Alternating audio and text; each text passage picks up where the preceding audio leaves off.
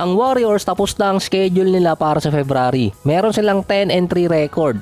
4-1 record naman sila nung si Klay Thompson nilagay sa 6-man. Base sa standing ng win-loss record, ang Golden State papatak pa rin ang number 10 sa standing. Yung kasing nasa ESPN, base yon sa winning percentage.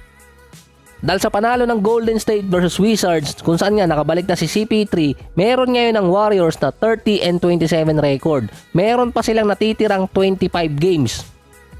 Na dahil naman natalo yung Dallas versus Cavaliers mula sa game winner ni Max Strus ata yun, na na-jinx ko pa ata noong nakaraan, naging 3-2 ang lamang ng Dallas sa Golden State.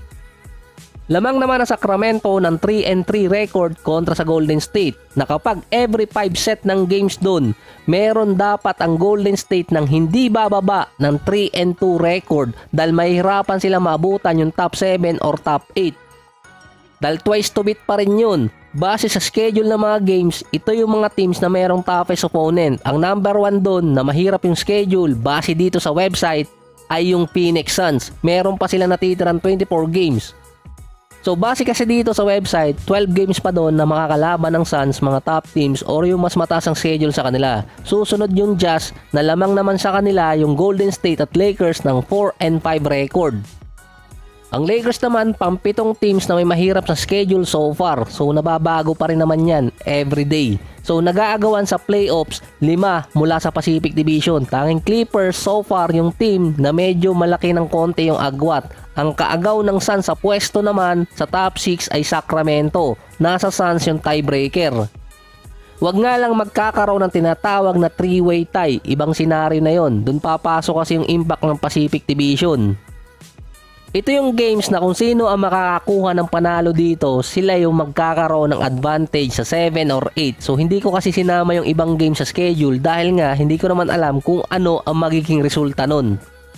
Kapag ganitong part ng season, ang kalimitang kinukuha ng mga team ay yung tiebreaker dahil nga mayroon pang pagkakataon na nagkakaroon ng tabla at nakakaapekto sa standing.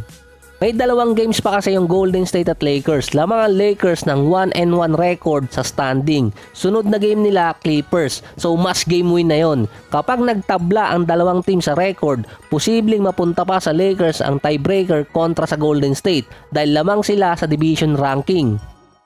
Ang Sacramento at Golden State tabla sila sa series pero lamang ang Kings sa division ranking. Yung importanteng game doon sa schedule ay yung Warriors versus Dallas dahil sila yung nasa 7, 8, 9, 10 dahil lamang ang Dallas sa series kontra Golden State.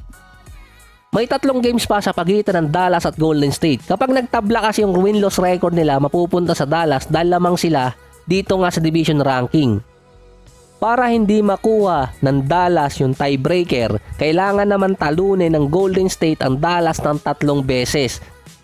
Kung usapan kasi ng tiebreaker, kailangan ng Dallas ng 1 panalo. Pero actually, 2 na dahil hindi pa naman tapos yung division game ng Dallas. Kapag nakuha ng Dallas yung series versus Warriors, nasa kanila ang tiebreaker mula Lakers at Golden State. May game pa yung Sacramento at Lakers. 2 panalo na doon ng Kings. So nasa kanila yung tiebreaker sa ngayon. Kapag tumabla pa yung Lakers, nasa Kings pa rin dahil sila ang lamang sa division ranking. So ibig sabihin yung Lakers at Warriors para makakuha ng top spot na mas mataas sa Dallas or kaya dito sa Kings kapag nagtabla, kailangan nilang lumagpas sa panalo. Dahil nga yung 7 or 8 ranking twice to beat pa rin. Parang mali ata yung statement ko doon. So ibig ko lang sabihin, hindi pwedeng tumabla yung Golden State at itong Lakers kontra sa Kings or sa Dallas dahil meron silang tiebreaker disadvantage.